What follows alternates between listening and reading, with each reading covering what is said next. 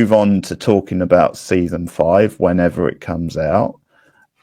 But the first question I have, because I'm sure you know that Linda Hamilton has been cast in season 5. Have any thoughts on who she might play? I don't know. I really don't know who they're going to introduce. I think we are going to need, and maybe this will be her role, because Papa is gone. Yes. I think we're going to need more authority figures. So I think maybe that's where that will come in. But I am interested because, again, like you said, season 4 and 5 are really connected, and we had so many new characters in season 4. So I do wonder how much introducing they're going to do. Sometimes with a guest star like that, especially if it's quite a big name, they do demand quite a big fee. So, like, I think they might introduce her about halfway through season 5. I don't think it will be straight away. And it'll be interesting to see how big her part is. What I had today when I was thinking about season 5 is because we've got the episode titles, and I know there's an episode called Shock Jock, and I'm wondering if she could be the shock jock of the title. That's one thing I had a feeling. So I'm not sure if they're going to get into like some of the culture of shock jocks and kind of the political. The titles are so interesting because they seem to tell you so much, but it leaves so much to question. I don't know what way they're going to go with it. And they're often very good at, I would say, fooling you with what they use the titles for. The Hamilton, I would like to see her play quite different to Sarah Connor, because that's her. Because I think it's tempting for them, just for the reference, to have her be a bit of a badass, but it might actually be fun if she plays completely different than that. Like if she plays quite a nerdy character, or if I said like she's the shock jock, if there is a shock jock. Speaking of episode titles, I don't know if you have any thoughts on this, but there's one called The Vanishing of ... which seems to be referencing the vanishing of Will Byers from season 1. Yeah. So it implies that someone's going to go missing again, or then maybe there's going to be some link to Will's plot. I think there's going to be I think there's going to be a very, very strong link to Will and Vecna. Because if you look at his story and Vecna's story as a child, kind of similarities there. He still has that sense he gets. He can still sense when it's near. Yeah. He also has if he does continue as, just a kid that's helping, I mean, they're going to be pretty grown now, but just a kid that's helping. He has a very complex storyline going on right now, so I don't even know how they would let him have a normal storyline. Yeah. So I do think things are going to get twisted. I think it's going to start and end with him. He's one of the hardest characters to write for, just because of the way he started. Like went missing early on, and he just wasn't in the group a lot in season 1, and then obviously a lot of season 2 was him still coming to terms with being back. So yeah, because of that, he's a very difficult character to write for, I think, because we just haven't spent as much time with him. No, and I think his current very complex relationship with Mike and 11, basically being like a sibling to 11. He has complex feelings with Mike. Yeah. Whether that be deeper than what they are, I don't know. But at minimum, he feels like he's losing his best friend. I really think that's going to be played into, because that's going to put strain on 11. It's going to put strain on Mike. There's going to be... I do think Will is going to end up on the dark side, maybe not by choice, but I do think something is going to come of him. I don't think he's just going to be like a tracker. I think it's going to be darker than that. So much backstory now in the last season. It does feel that they're lining him up for a bigger season in season 5. Yeah, and they've put so much work into closing the Upside Down. There's going to be something... I think it's going to be a tough job to do. I think the obvious would be that 11 has to make some kind of sacrifice. But sometimes I wonder if that's too obvious. I don't know. Yeah. But it's such maybe a negative thing to say, but I don't want a happy ending. I like to get hurt by a movie. I want them to go there because I think realistically, like even when we set up this season, what they're looking at, for one, the town is destroyed. Yeah. Two, the impending doom and kind of the way Vecna gets into your mind, it's also not always like a physical altercation. Mm-hmm. I think it's only realistic if not everybody makes it to the end. Unfortunately, but I think that's the most realistic. Yeah, I think so. I think we need at least one big death in the main cast. Steve is a candidate, but then, well, they did go to that well in season 4 and it didn't happen. So maybe he's safe because of that. I'm just wondering with that sort of character, because he has become so heroic, if he will have one final big sacrifice, maybe. Yeah, kind of like Eddie almost. Max now seemingly having these powers.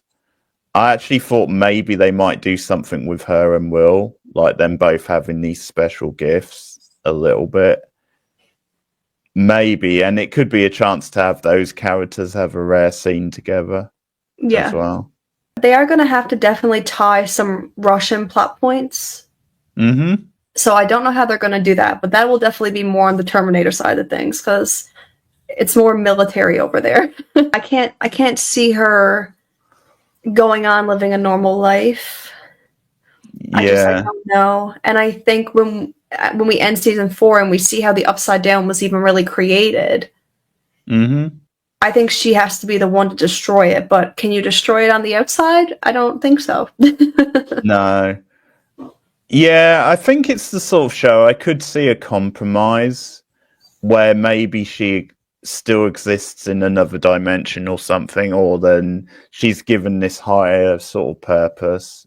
But it's a bit like you said, maybe she just ultimately, she's just not meant to live amongst humans, you know, long term. Maybe it's that kind of thing.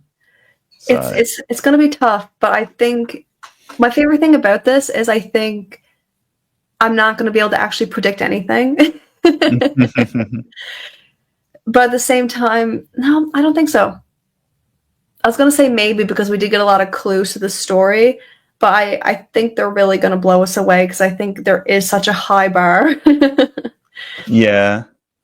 And I'm so confident because, like we've said, I think any shows like this, you will get the occasional down points. But considering we've now had, I mean, we're going into the 5th season and so many hours of TV, because obviously 4 was an extra long season. But, like, you know, the consistency has been very good writing these characters and so many great moments of TV in this show. So, and I think because they now know, like at the end of season 4, they knew the end point and it's just them filling in some blanks. I'm pretty confident they're going to stick the landing now because season 4 was a nice surprise.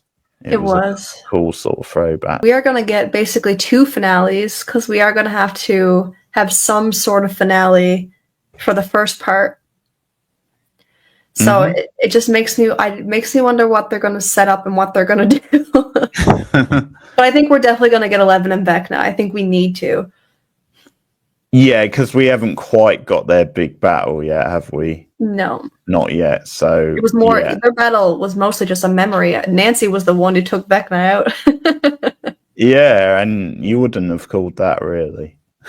No. The thing I think about Dustin when it comes to season 5 is, at least for a couple of episodes, I can see him still mourning Eddie and dealing with that, because it's really the first time he's experienced death in any big way. And that is always a big part of growing up, you know, having to deal with this stuff. And I don't know if this is a bit dark for what they go for on the show, but I did wonder, because he is that sort of age, is if he might actually turn a bit to the bottle, you know, to deal with his depression. Is something I think we are going to have to see some of them struggle because that's what Vecna feeds on, right? Be a natural target because he's mourning the first couple of episodes. Yeah, I think he's definitely going to be having a hard time. Yeah, because that was a very sad scene at the end of 4 when he had to tell Eddie's, was it his grandfather or his uncle? His uncle, yeah. His uncle, yeah, that was pretty emotional. We need an Eddie. Okay. Yeah, I don't think he's in the cast unless they're keeping it quiet. Maybe they just haven't. Maybe they've left out his name on purpose. There's been a lot of speculation. I remember I don't know too much about Dungeons and Dragons, but I remember in season 4 they were playing and there was some kind of vampire underworld character. Okay. And a lot of people were speculating that maybe Eddie has some kind of, whether it be positive or negative, I don't know, but some kind of resurgence in the underworld or upside down. But I don't think, I don't want to get my hopes up because I really like Eddie, but I think it's like Bob, Barb, Alexei, it's like all the ones we've seen before, Billy even by the end of it. As soon as you like a character or you have a substantial character, they will get rid of them for good. Yeah. Like, I think with this one, I think the death should stick, but because it's a supernatural show, like they could give him a cameo in another way, or it might just be a flashback or something. True. Like because that's something they might do again if we get extra long episodes. I think we might see a little bit more of certain characters. They might actually need to do that because we did have a time jump. Mm-hmm. So I think they may need to give us some context of what actually happened before we got there. Yeah, that's true. What they've been up to. Because again, I mentioned these potential spin-off earlier, and I think because of that, because Erica is definitely one character I could see getting a spin-off. So once again, I could see, and this is again just me freestyling, but like they might do an episode where it follows her throughout the day and it gets inside her head. I could see them doing that with Erica, which might be cool. Yeah, I think they've built her up quite a bit, so I would be surprised if they didn't carry her over. And like you said, I do love when she interacts with Dustin. I think that's really good, and maybe it's a good space for her to fill because Eddie's no longer there. Because that duo, especially in season 3, I really enjoyed. Yeah, I'm always up for more Erica. Like, it's hard sometimes because there's a lot of characters, but again, like I said, if you are having extra long episodes, I definitely think there's room for her to have quite a big role. It would be fun just to see the actress grow and blossom as well. Yeah, I think we'll see a lot more out of Lucas too, because he is having like his own growth, and I mean he's always kind of the voice of reason. And sometimes he's stubborn for it, but I think sometimes he's totally right. He's the one who tells everybody, like, we need to relax. Like, we are just kids. Like, this is dangerous. But I think now everything going on with Max, I think it's going to light a fire under him. I do think Max is also going to be a key. I think the coma is very, very important. I think there's a very good reason why they didn't fully kill her off. Yeah. I don't think it was to please the fans.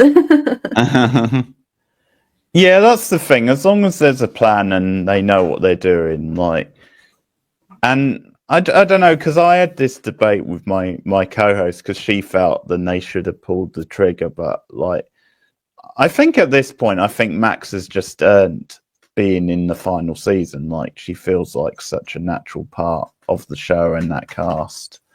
And I think it's, for me, this is what I hope, because I did at the same time when I first watched it and they didn't fully commit to it, it really bugged me. Because it's one of those times, because we had Hopper, like we've had this, it's time to actually get serious.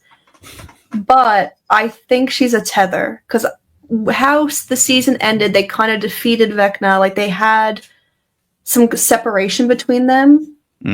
I think there's a tether, or she's going to be the reason they need to go back. Like, they need to save her soul. Maybe there's something they need to do. I think she is going to be important in that sense. I don't know if she's going to make it out of it, but I think she's going to be a driver for a lot of it at the very beginning, anyway.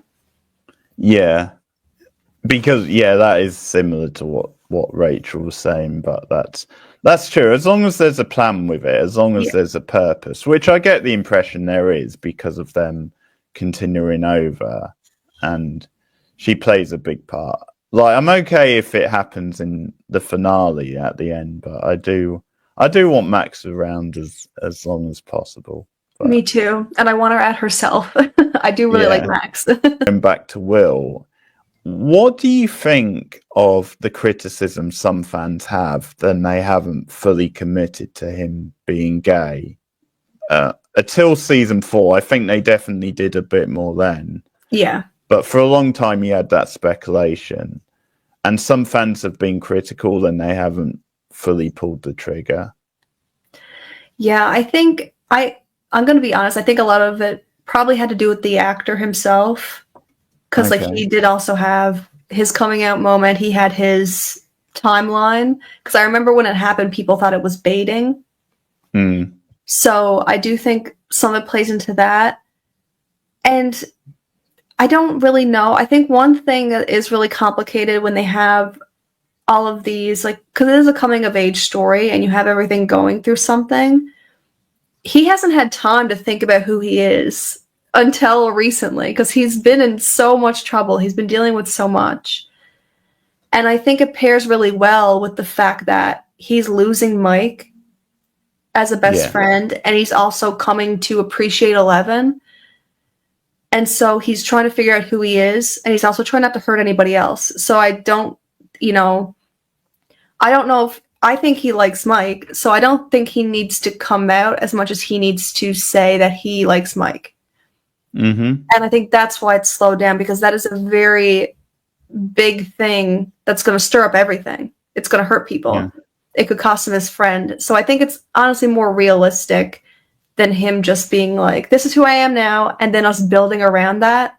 I think we're actually witnessing what's happening. It has to come out in this season. It has to. I think that's bothered me. Like, I agree with you. I think the way they've done it is realistic. It's true for the time, because I mean, 80s TV or movies, you very rarely had a gay character, so it just wasn't normalized back then really so much. And especially, like you said, for such a young it's still hard today, we have to be honest about that.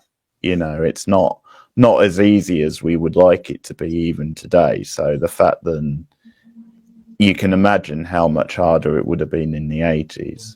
Yeah, and I think they really tested the waters with Robin, because how that reaction came. But I think for Will, I think it's going to be something that develops. I think it makes sense for him to have these complex feelings. Yeah. And we're focusing on the feelings and how that plays into him and his development, not just him having a coming out moment and then having to build a story around that. Because if he already comes out, then maybe Mike suspects that he likes him. Maybe that's the conflict you have to deal with. But I think it's better that he's just trying to figure out how to express how he feels, whether he does like Mike or he just feels like he's losing his best friend. I'd rather see that coming of age story with his sexuality intertwined than it be a big statement. Today, when I was thinking if we might, it may be a bit too soon, but if we might actually see Will have a date with someone this season, it's possible. And I think they could look at how he might, because of the trauma he's been through, how he might struggle at first to date someone. Yeah, because that's almost like double-barreled, It's like he's still dealing with his sexuality, but then there's all the past stuff as well. Yeah, it's like you said, it's been kind of hard to develop him because he's been so tied to, or his identity's been tied to what's happened to him. Mm-hmm.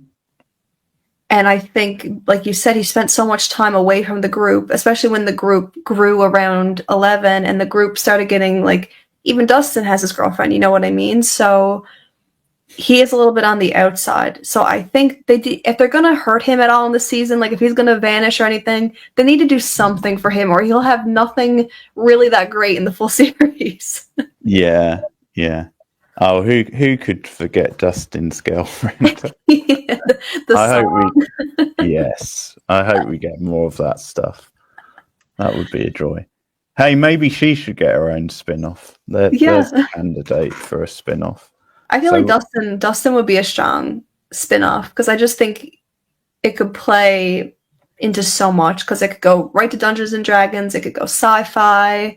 He could be like he just has a lot of potential. His character has so many different avenues. I think that and I think that's the good thing about this sort of show because they're starting out really young. Yes. And we're now at a new stage in their life. You can actually do that. You can say, okay, this is now them in the adult world. Exactly. Going out and doing something and having a career. Going to do some sort of, this is the opposite of the Upside Down. Yeah. And I think it means that, I don't know, it's hard. Part of me think it means that the Upside Down is not going to exist. Mm-hmm. Either that or it is like a chase or a battle to get to the right side up. But I think it's more like them being in the Upside Down and something happening and bringing them up. That's kind of what impression that gives me. Yeah, something like that. And again, I think they will play with, I could see them play with time travel again. Because that is actually another thing I liked about 4. I thought they played with time travel really well. And maybe you're going to have just them reversing some stuff in this season, like the events of the past or something. But it would be really cool. That would be a really great way to maybe feed the fans with some of their favorites. Like you said, it could have been a flashback, but it could also be time travel. Where we see people or we see events, or maybe they're alive in this moment, or we're just peering in on them, things like that. Yeah, I kind of forgot that they had that moment in season 4, but especially when like Nancy was going around and she was finding different things that were dated. I thought that was so cool. I said before, like an alternate dimension maybe, and that's just the opposite. Like it could be just one of those things where in the other dimension things are opposite, maybe. Something like that. That ends on more of a sad note, like the series. Maybe the right side up, if it is an alternate dimension, maybe that's one we see where everything is okay with everybody.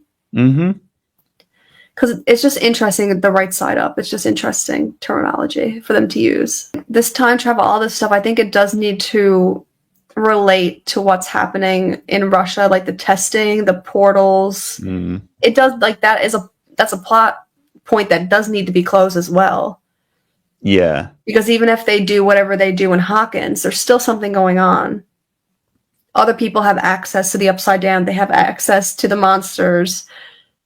So I do think these things need to intercept. I just don't know how they would, but I do think it'll be more of a sci-fi in that sense. And then Vecna will be the horror of it. An episode called Sorcerer. So that implies some sort of magic. And yeah, because I'm not always keen on fantasy or magic mixing in with sci-fi, but it depends how they do it. Like, I mean, it could literally just be like about a magician and that's it. Or it could be, then you just get one episode where something to do with it involves magic. We'll see. Could be someone's past or something. But none of the girls in this show are like helpless, which is refreshing.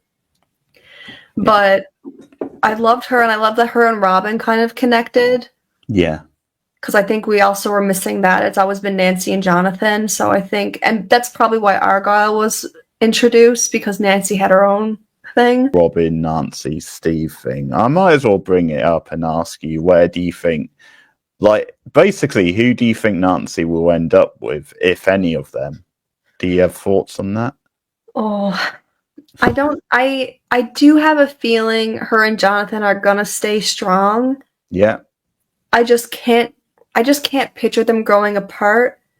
But I think, like many movies do, many TV shows do, when there is a love triangle or there is a situation, the fate of the characters makes the choice for them. That happens quite a bit.